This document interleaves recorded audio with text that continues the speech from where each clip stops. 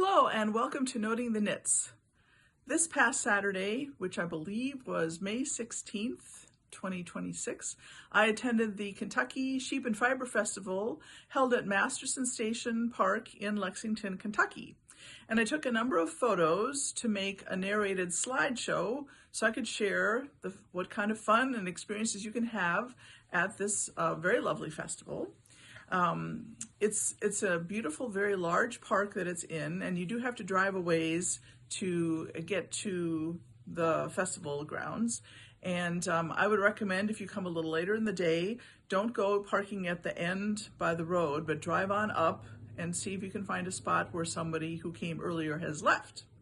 It was $5 entrance, and it seemed very well laid out. I'm going to talk about the haul. I'll show you the video first, then I'll talk about my personal haul at the end. What's funny to me is that I wore this. Well, I didn't wear this. I brought it to the festival. I wanted to show this today because I made this with some fiber seeds yarn, which I bought at the Alabama Fiber Festival. And Fiber Seeds was also at the Kentucky Festival with their beautiful booth. And I bought the fiber seeds yarn to go with some yarn I bought years ago, which is a Brew City yarns. They used to have a storefront in Waukesha. They may still be dying now as independent dyers, but they no longer have the storefront. They used to hold a Christmas event at the Lakefront Brewery in Milwaukee. And the funny part is that I did buy this yarn. I think it was just maybe 3 skeins of yarn. I think they used that event as a way to get rid of, dispose of their end of year products. And that was purchased at a brewery. And this last year, the Alabama Fiber Festival was at the Cahaba Brewing Company in Birmingham. So this is 2 strands of fiber seeds sprout sock in the colorway Yarn is Better Than Flowers, held together. And then the middle is the Brew City yarn King Creole sock yarn, held with a strand of the fiber seeds sprout sock. And then the bottom is the Brew City yarns King Creole colorway sock yarn, held double. And I cut the sleeves shorter because I was going to run out of yarn and they would have been an awkward length, so I went for an official 3/4 length sleeve. So that's the story of my top. I want to show you the slideshow. I will put timestamps in the description so you can skip things that you don't want to see necessarily, although I do recommend looking for the Appalachian Yaks. I didn't realize yaks were a smaller sort of animal. Not that small, but I had visions of them being bigger. And then I'll also talk at the end about the other things I did in Lexington, where I stayed, that sort of thing, in case anyone wants to know something about Lexington. Thank you for watching. Here I'm taking a photo of my cat with the brochure from the festival. And I think I got more cat than I got brochure in there. This is a joke that I put in for fun because after driving at 4 o'clock in the morning from somewhere in Illinois, I desperately needed to visit that blue box before I went to the festival. The tote bag here is pictured. It's a very nice tote bag, very large, very generous. You'll see a better photo of it later. And it's also interesting because one of the dyers, ohmi Fibers, dyed some limited edition festival yarn to match these colors, which you will also see a little bit later in the video. I guess I really like that bag. Also at the registration table, you could purchase stitch markers of the characters in their graphic designs and stickers and enamel pins. And here's a close-up of the stitch markers that I did get. I have not used them yet, but they look kind of fun. And the characters are similar, probably the same artist as the Alabama Fiber Festival. Here is Fiber Seeds booth with just a sampling of the yarns that they have on offer. They have a lot of beautiful yarns, and I overheard one lady say that she liked to save up her projects to shop at these festivals because she always had a good result with Fiber Seeds yarns. Coming up, was a very interesting booth if you want a little handheld crafts for weaving and things like that, miniature weaving looms and just about everything that has to do with any of that, including these tiny ones with their own little metal cases. SoLuna Crafts is definitely something I would recommend you take a look at. I did not get anything because it's not my thing, but if it was your thing, this would be a fun place to shop. And he had quite a selection of items, many of them inspired by his daughter and what she liked to do. So I will let you just enjoy the view here. I took a photo of the Laughing Cat Fibers booth because they look familiar. I think they come to Wisconsin Sheep and Wool. And then this is the festival colored way that is dyed especially for the festival. And I'd never had the opportunity to do anything like that, so I jumped right in and bought some yarn in the festival colors. This is the dyer for that yarn. I was also looking for the darning egg that I'd seen advertised in their literature and finally found it in the corner here. Knitted Notions is the name of the Nashville people who make all these wooden items, lots of things, and they're very good about labeling what kind of wood it is. There's some wooden bowls, a whole array of wooden shawl pins, and they had a lot of stock. And then I got to see yaks for the first time in person. They are a little smaller than I thought, bigger than a goat, smaller than a cow. And they also apparently do Icelandic sheep. And they had some of their yak wool from their fiber there as well. And then the Angora bunnies were there for therapy if you needed to have your photo taken. And then I took pictures of 3 of the fiber trucks that were there, the yarn trucks that were there, Indigo and Yarn Birds and Yarn Adventure truck. I'd seen those also at the Alabama Fiber Festival. I didn't take a lot of photos of the booths in the Ag Hall. These are now going to be some of the outside booths and baskets. And this one had beeswax candles and anything with beeswax in really cute shapes, so I got into that. The Ag building, I think there was it was pretty substantial. I don't know how many booths, but you could look at the Kentucky Sheep and Fiber website and look at the vendors and see who all was there. And here's just an example of some roving that was for sale. And they had some outside activities as well. And then at the end, I spoke with an alpaca breeder from 2 Point Farm, and she shared with me her award-winning fleece. She's very happy to share that. And in a minute, I'll stop talking because she's going to be talking about her alpaca, the socks that are made with her fiber, as well as a consortium of other growers. So this yarn right here, a lot of it is, most of what you see is from her animals. And then here we go. Reading stuff for people that run or work out, they're all alpacas and stuff. So these socks have a large percentage of your fiber in them? Yes. The Knockabout socks were a Kentucky Alpaca Association fiber project where we pooled our fiber together. Okay. And had socks made. Cool. From our fiber. It was about 18 farms. And then the Surrey Alpaca socks, I participated in more of a national fiber pool of Surrey farms, and we had the Surrey alpaca socks. That's really, really interesting. Thank you so much. Thank you. And this is the 2 Point Farm business card. I'll have another shot of it later. She gifted me at the end with these Surrey alpaca earrings, and then next to her was another alpaca booth, and I just took a picture of this orange hat because of the orange colors that Wisconsin hunters wear in the winter. Some additional booths I saw on my way out. Morgan Farms was there. These are cashmere goats. And this is part of the brochure listing the different vendors that were there.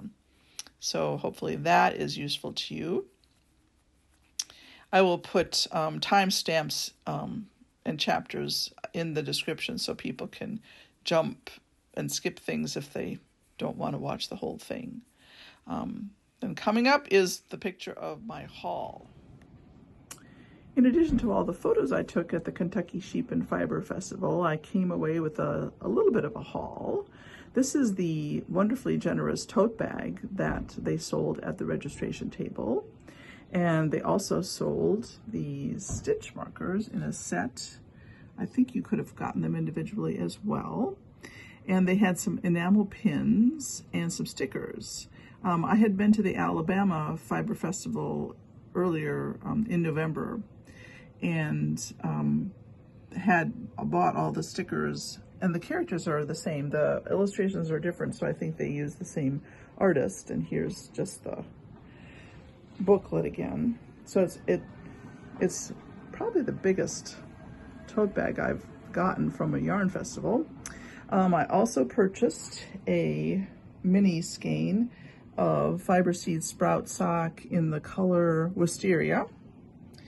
And then I was on the lookout for, and had to go back to find, they had their items in kind of a bit of a corner, Knitting Notions from Nashville, Tennessee, who, if you are in Wisconsin, will also be coming to the Wisconsin Sheep and Wool. I bought their hand-carved darning egg and a hand-carved mini Nostapena, and I have already used that. So now I'm going to dig out my large Nostapena that I got through a different situation.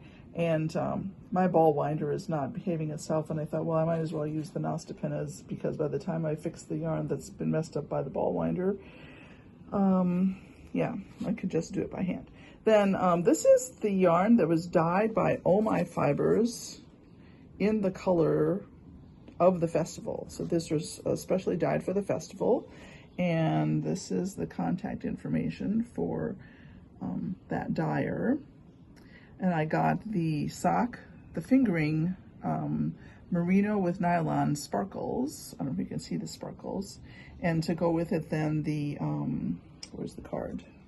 It's baby alpaca, merino, and cotton. So I'll do those together and maybe have a nice scarf or shawl or something. I'm not quite sure.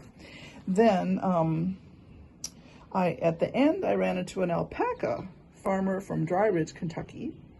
And in the video, you will have seen her award-winning fleece and some other items from her store, her booth. And this is where I purchased some alpaca socks, which are from the consortium of the Kentucky alpaca growers, breeders. And then she gifted me these really cute alpaca, this is Surrey alpaca earrings. And I believe that you can purchase all of that from her Etsy shop, among other things. So that was my personal haul, and I would certainly recommend attending this fiber festival. In the next little clip, I will have some other activities that I did while I was in the area and souvenirs that I got there. So as far as the other things I took in the few days that I was in the Lexington area, I grew up in the 60s watching the Daniel Boone show on TV starring Fess Parker. So it was natural that I would want to go to Boonesboro State Park and see where the original site of the Fort Boonesboro was. They had some very informative plaques about the history of the settlement.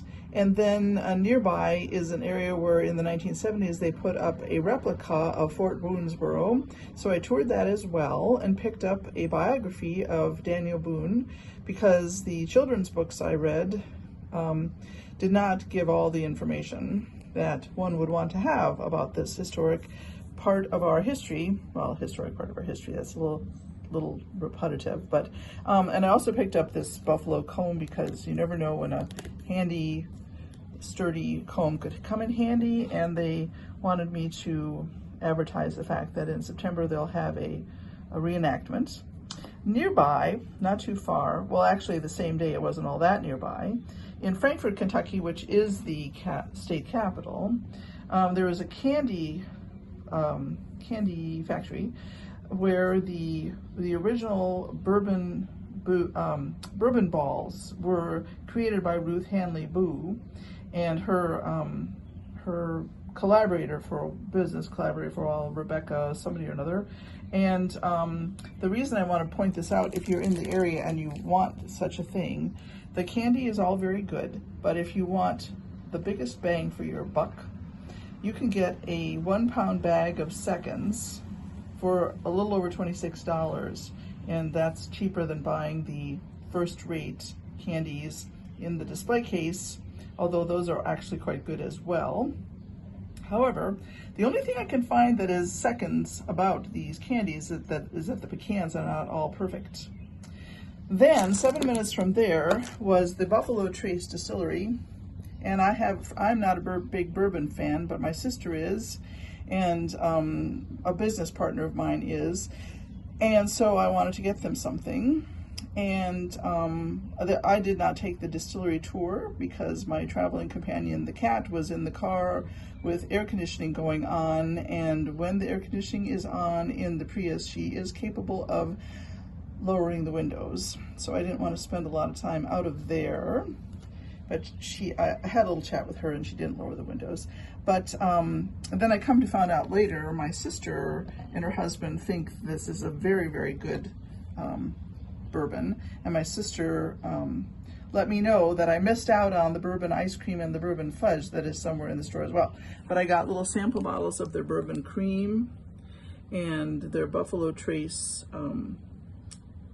brand, and then this whiskey called Travelers. And apparently they only put out 3 different options in the store per day. So I was lucky. And then the next day I went to the Burnham, let me find the stickers. The Bernheim Arboretum, and I'll put some photos in of these trolls, but the Thomas Dambo trolls. They have 3 of them, and it's called Giants in the Forest exhibition. And that was certainly worth seeing. It's a 1 mile out and 1 mile back hike from the visitor center, but you can also just hike to Little Nils over let's see if I can get this without showing my actual diary. Hike to Little Nils on the river, and then go back to your car and drive up to a parking spot where the trailhead continues over to the other 2. I've gone to getting stickers to put in my journal as opposed to any other kind of souvenirs, because there's only so much room you can have for national park tote bags and patches. So I hope this is interesting and useful to you. Thank you for watching.